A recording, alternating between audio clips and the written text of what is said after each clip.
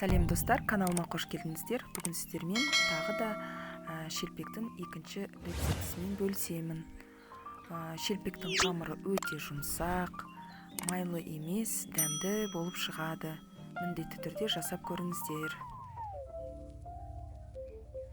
Бізге қамырына ұн қажет. Ұнға ас содасын саламыз. Сұйық май, осының барлығын тұзды суға илейміз.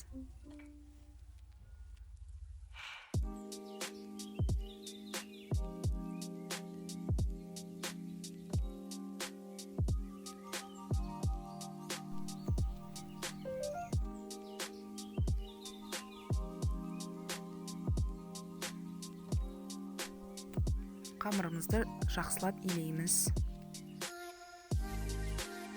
Содан кейін жарты сағатқа целлофанға салып қойып қоямыз.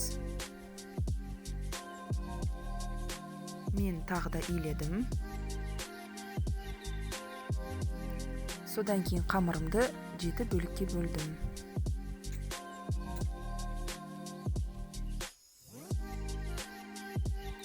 Осы шелпектің қамырын қайтадан илеп, целлофанға салып қойдым 10 минутқа.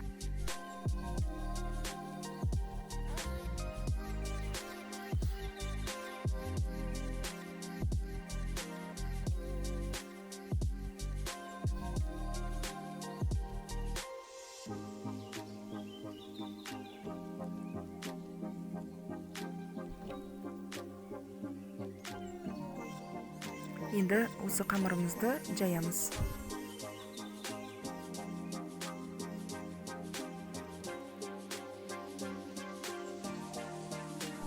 Қамырды жұқа қылып жайыңыздар.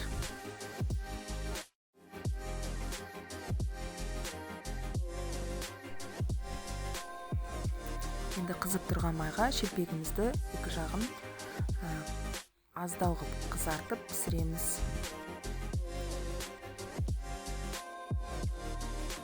Қатты қызартпаймыз. Осы рецептен міндетті түрде жасап көріңіздер. Шелпек өте дәмді шығады, қамыры майлы болмайды. Видео ұнаса каналыма тіркеліп, комментарий жазылып, лайк басуды ұмытпаңыздар.